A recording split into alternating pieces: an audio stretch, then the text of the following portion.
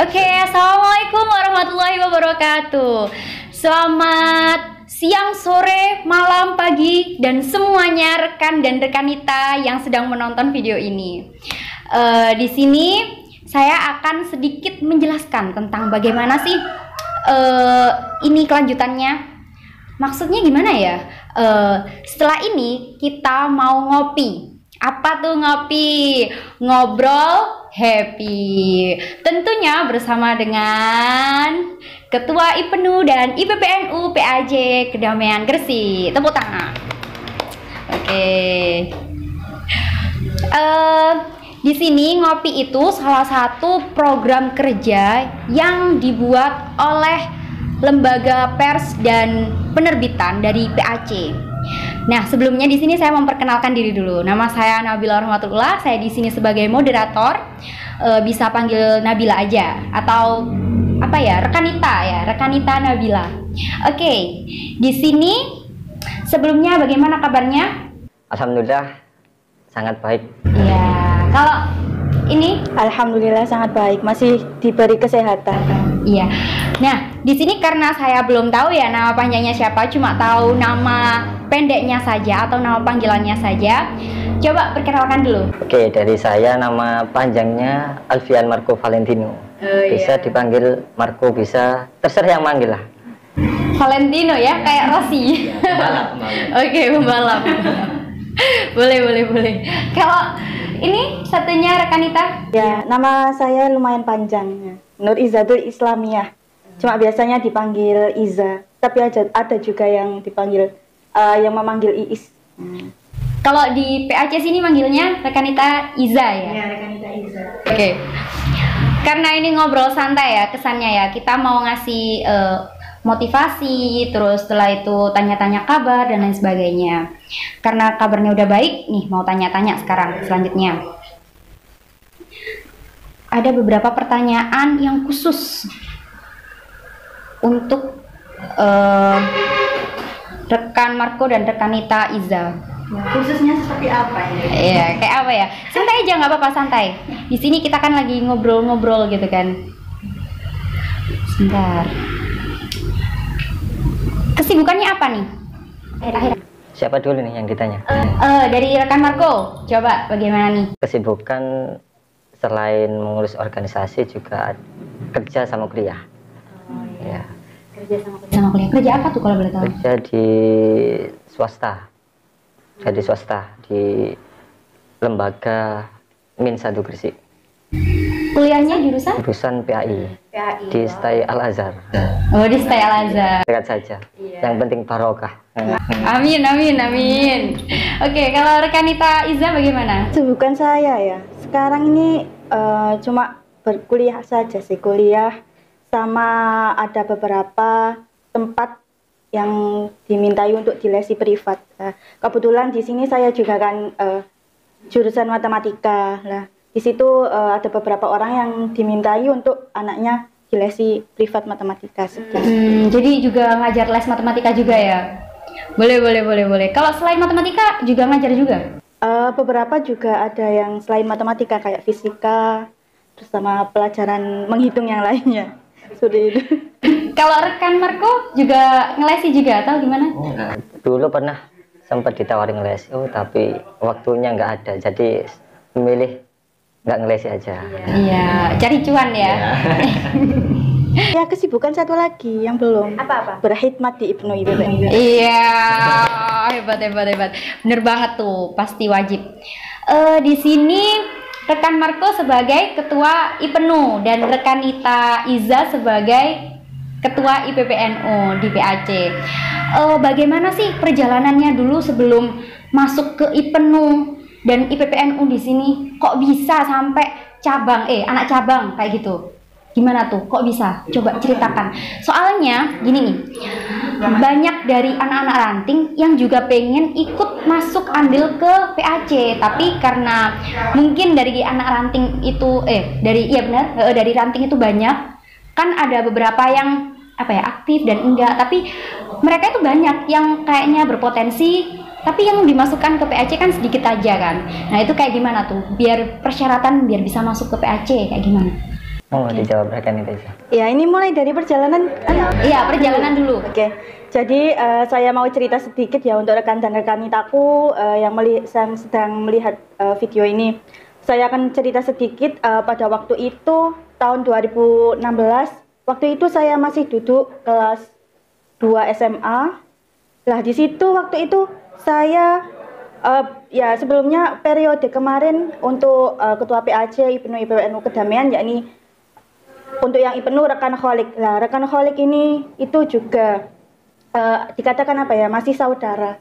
Lah dulu saya SMA tuh itu sering belajar matematika ke rekan kholik. Pada waktu itu saya ditawari untuk mengikuti sebuah perkemahan. Oke. Soalnya saya dulu SMA itu juga apa ya, bisa dibilang aktivis pramuka juga. Akhirnya waktu itu mengikuti perkemahan tersebut, katanya itu pokoknya ayo ikut kemahnya tapi materinya aswaja. Oke, saya beserta beberapa teman saya dari sekolahan yang asli Kedamaian mengikuti kemah tersebut. Oh ternyata disitulah, ternyata perkemahan tersebut itu perkemahan Diklat Tama CBPKPP. CBPKPP itu merupakan lembaga dari IPNU IPPNU. Nah disitulah saya mulai mengenal IPNU IPPNU. Jadi saya sebelum benar-benar mengenal IPNU IPPNU, saya terlebih dahulu mengenal CBPKPP. Sebelumnya sebenarnya pada saya waktu SMP atau SD itu sebenarnya sudah tahu IPNU IPPNU. Akan tetapi itu masih apa ya, sekedar tahu gitu loh, IPNU IPPNU seperti itu. Nah, di tahun 2016 itu saya mulai mengenal melalui CBPKPP, IPNU IPPNU. Di situ saya langsung dimasukkan ke pengurusan PAC pada tahun 2016. Nah, di tahun itu jadi saya sendiri tuh belum pernah merasakan berproses IPNU IPPNU di ranting, itu belum pernah. Ya. Bukan belum pernah sih, pernah, cuma waktu itu tidak. Waktu itu SMP MI itu masih belum terstruktural gitu loh. Pada waktu SMA itu tahun 2016, waktu itu di PAC IPNU IPPNU Kedamaian diketuai oleh rekan Wahyu dan rekan Nita Afifah yang sekarang menjabat sebagai ketua PC IPNU IPPNU Gresik. Disitulah saya mulai aktif, mencoba untuk aktif di PAC waktu itu. Kemudian di periode selanjutnya semakin rasa ingin tahu untuk di IPNU IPPNU, rasa ingin belajar di IPNU IPPNU semakin besar.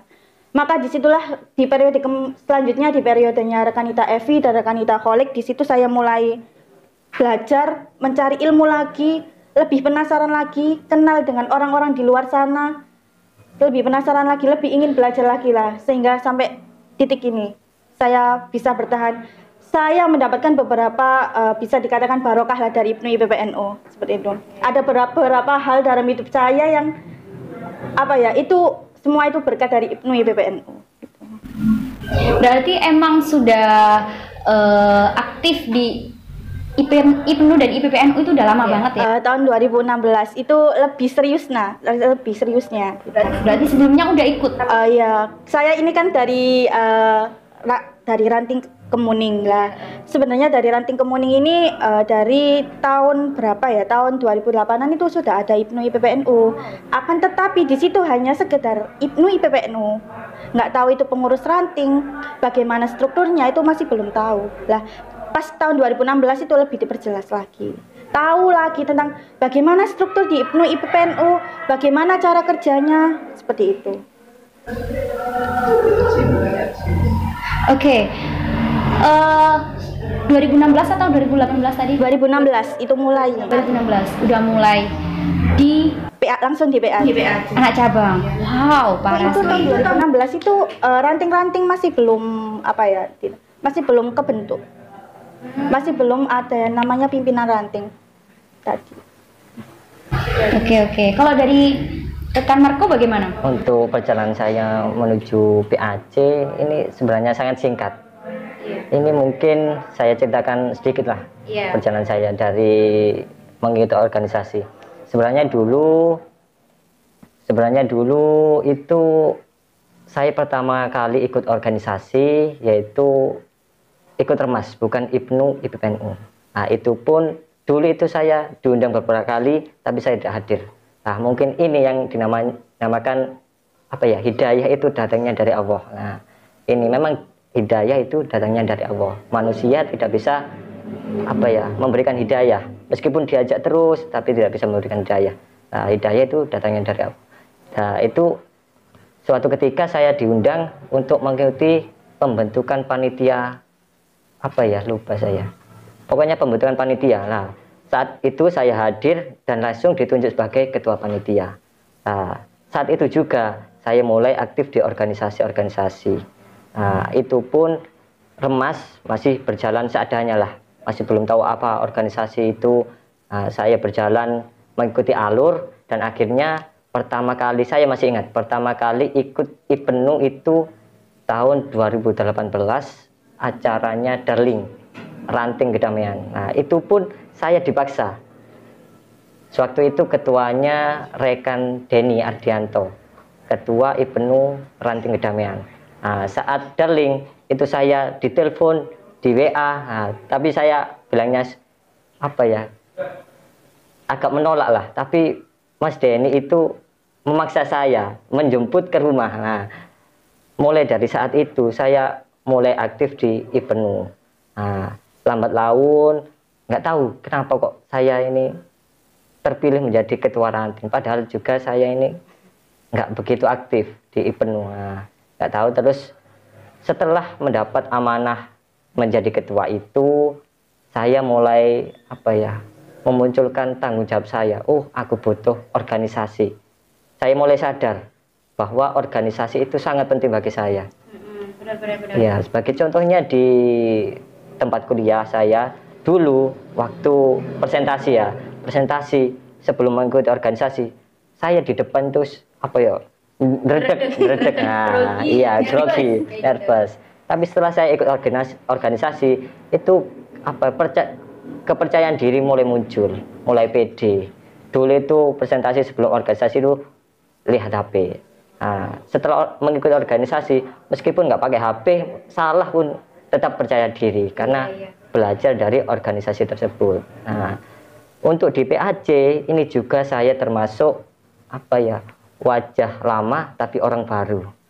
Kok bisa tuh? Bagaimana tuh? Ya. Wajah lama tapi orang baru. Nah, wajah lama berarti saya dari kepengurusannya rekan koleg dan rekanita Evi itu saya dimasukkan ke pengurusan. Tapi itu saya jarang aktif.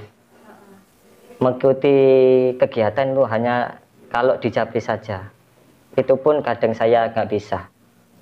Nah, mulai dari itu makanya saya mengatakan wajah lama tapi orang baru. Lah, nggak tahu kenapa teman-teman kok memilih saya sebagai ketua PAC untuk periode ini. Nah, itu mungkin takdir dari Allah. Nah, mungkin itu perjalanan IPENU itu kan. Dari situ akhirnya belajar ya. Kan apa itu namanya? Mulai dari wajah lama tapi orang baru. Jadi kan dulunya itu agak apa ya namanya ya, nggak aktif gitulah, bisa dikatakan nggak aktif, sampai akhirnya sekarang di titik orang terpenting di PAC. Jadinya kan mau nggak mau harus aktif kan ya. Itu kira-kira itu perubahannya, perubahan kegiatan dari semula yang belum aktif terus tiba-tiba langsung aktif banget, semua kegiatan harus ikut serta karena kan orang penting di PAC. Nah, kira-kira kayak gitu tuh perasaannya kayak gimana? Kayak kegiatannya itu mulai kayak berbentur sama kuliah atau organisasi lain atau kayak gimana untuk bagi waktunya dan lain sebagainya. Nah, itu yang menjadi masalah bagi kita semua, mungkin bukan hanya saya, orang lain juga. Nah, membagi waktu itu harus apa ya, harus mengerti mana yang diprioritaskan dulu, mana yang dikeduakan, ketigakan. Nah, mungkin itu. Misal saya menjadi ketua di PAC. Nah, ini kan berarti posisi saya ini harus menaungi teman-teman. Sementara ada kerja dan kuliah. Nah, untuk kuliah itu kan bisa di nomor 2-kan atau nomor 3-kan. Untuk PAC kan ini amanah. Nah, amanah itu memang harus benar-benar dijalankan. Jadi untuk sekarang prioritas saya ya organisasi ini nomor pertama. Nomor kedua ya kerja, kan kerja juga pagi sampai sore lah. Kadang siang juga sudah pulang. Nah, jadi kegiatan dari PAC ini kan bisa malam. Nah, jadi untuk prioritas ini ya memang harus mengerti mana yang harus diprioritaskan dulu. Iya, berarti harus membuat skala prioritas ya, intinya kayak gitu. Selanjutnya nih pertanyaannya, perasaannya gimana sih pas waktu udah tiba-tiba jadi ketua gitu loh? Gimana tuh? Kan wow banget. Dari rekan Marco dulu. Untuk perasaan ya, memang nggak percaya yang pertama. Yang kedua, merasa nggak pantas lah, karena saya ini jarang aktif sebelumnya di PAC. Saya bukan pengurus PH juga di PAC.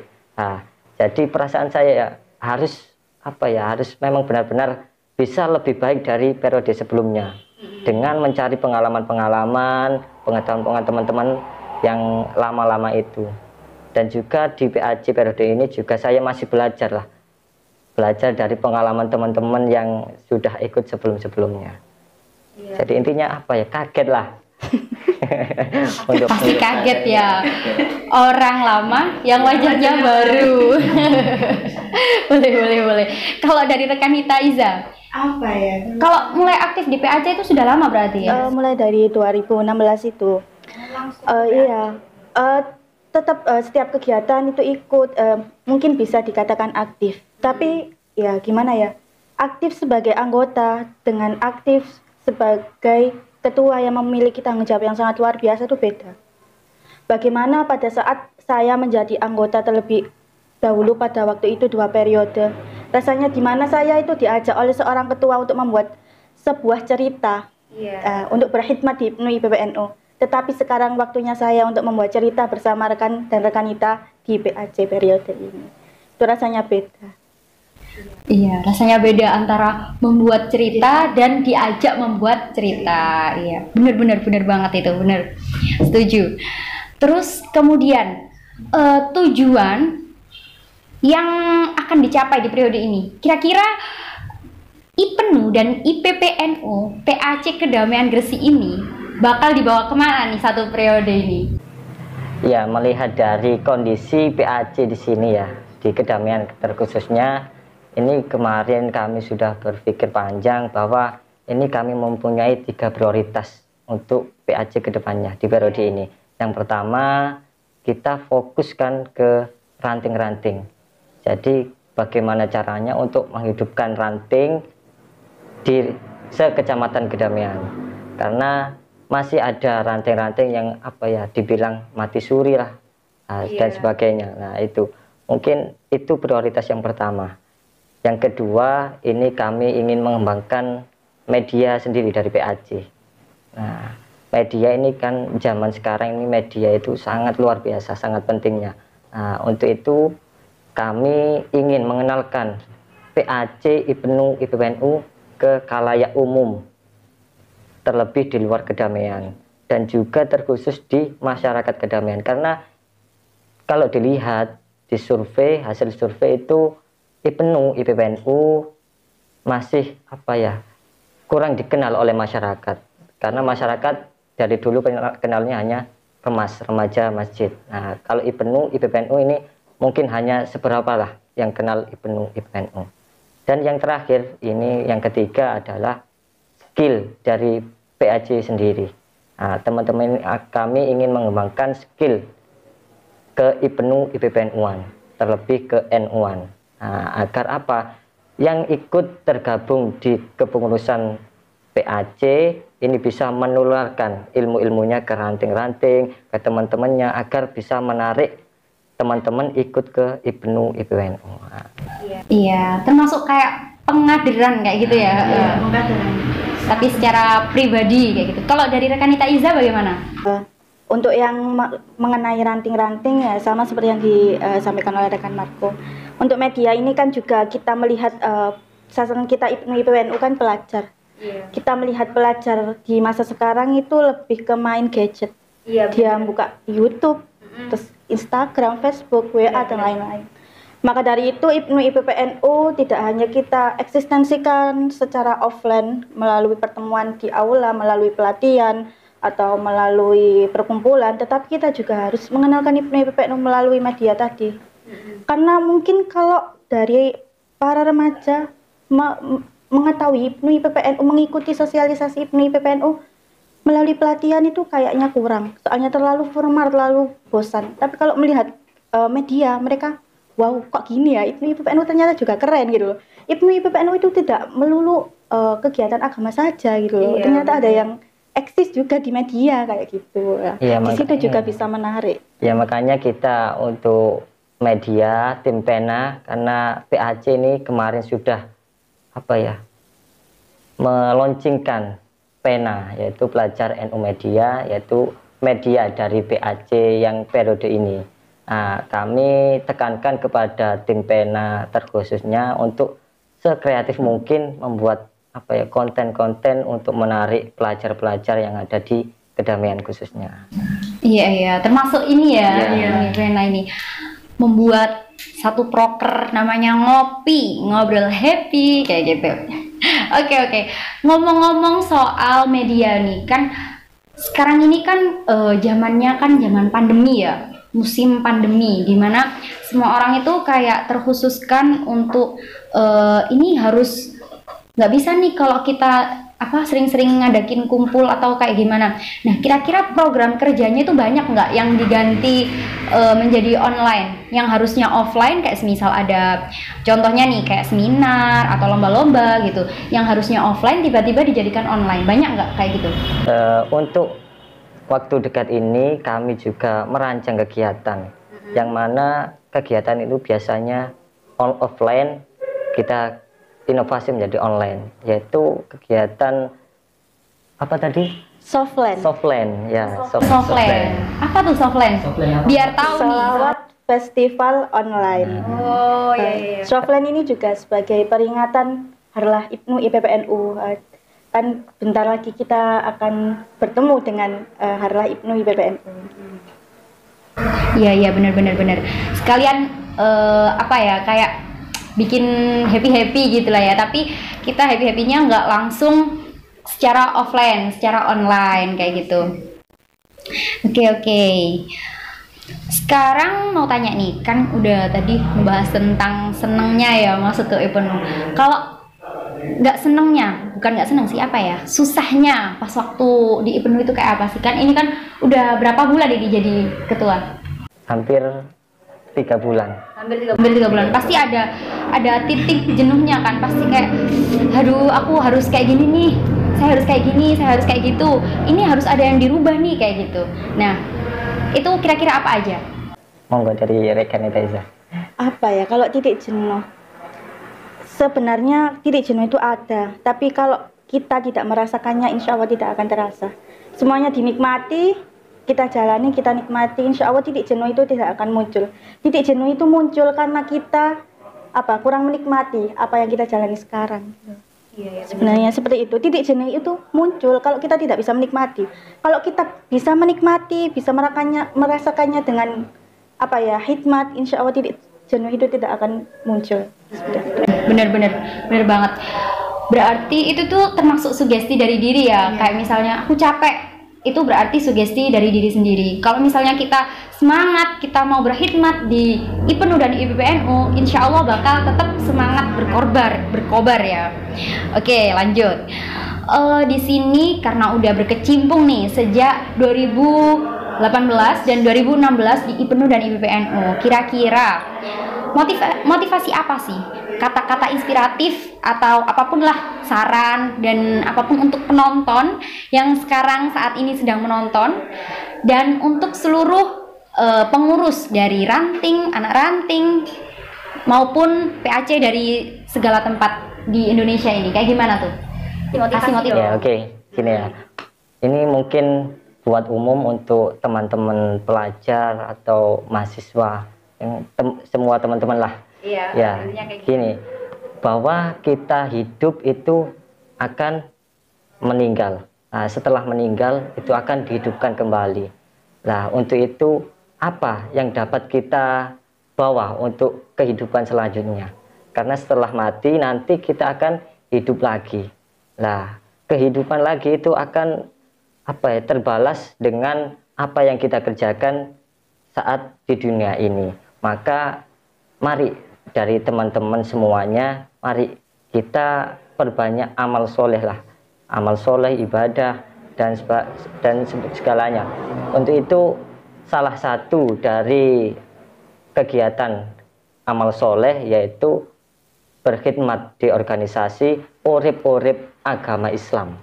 Nah, untuk itu agama, tapi masalahnya agama itu terkadang yang membawakan itu orang-orang yang tidak beragama atau tidak beretika. Nah, untuk itu biar selamat agamanya, kita ikuti guru-guru kita, ulama-ulama kita, kiai-kiai kita yang sanadnya jelas, yang nyambung sampai ke Rasulullah, agar kita tidak tersesatlah di jalan. Untuk itu mari dari teman-teman kita bantu urip-urip masjid, meramaikan masjid, musola, mengikuti organisasi keagamaan agar kita punya bekal lah untuk kehidupan nanti setelah kita mati. Itu. Termasuk ini ya, IPNU dan IPBNU ini kan termasuk salah satu organisasi dari NU ya kan. Kalau dari rekan Ita Iza bagaimana? Seperti yang dibilang oleh rekan Marco mengenai berkhidmat, dalam berproses, dalam berorganisasi, yang selalu harus kita tekankan, jangan pernah bertanya apa yang akan kau dapatkan, tapi bertanyalah apa yang bisa kau berikan gitu. Apa yang bisa kau berikan gitu. Dalam berorganisasi, dalam berkhidmat, dalam berproses. Ya, benar-benar. Karena organisasi itu kan cuma satu kata ya, kayak IPNU dan IPPNU itu cuma lambang, cuma huruf. Nah, bagaimana cara kita menghidupkan kayak gitu kan, menghidupkan tulisan itu kayak gitu, benar kan kayak gitu.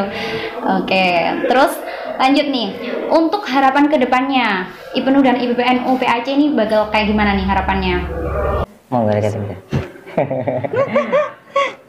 Ya, harapannya untuk IPNU IPPNU di PAC Kedamaian ini, mungkin untuk PAC IPNU IPPNU Kedamaian di periode ini sudah mulai sudah mulai berjalan ke atas. Nah, di saat kita mulai berjalan ke atas pasti banyak serangan dari atas juga. Iya. Disitulah kita bagaimana mempertahankan PAC IPNU IPPNU selanjutnya. Dengan apa? Dengan harapan saya kader-kader IPNU IPPNU terutama pengurus PAC rasa ingin belajar, rasa ingin untuk terus menghidupkan IPNU IPPNU di PAC itu tetap ada. Meskipun saya nantinya sudah selesai di sini, saya harap untuk generasi selanjutnya masih ada rasa untuk terus membuat PAC IPNU IPPNU Kedamaian semakin ke atas. Boleh saya menambahi? Iya, boleh. Silakan. Untuk teman-teman dari PAC IPNU IPPNU Kedamaian, yang pertama memang harus kita kuatkan niat kita untuk berkhidmat di Nahdlatul Ulama lewat IPNU IPPNU. Mari ayo kita niatkan untuk berkhidmat, jangan niat untuk yang lain-lain. Perihal jodoh dan lain-lain itu hanyalah bonus lah bagi kita.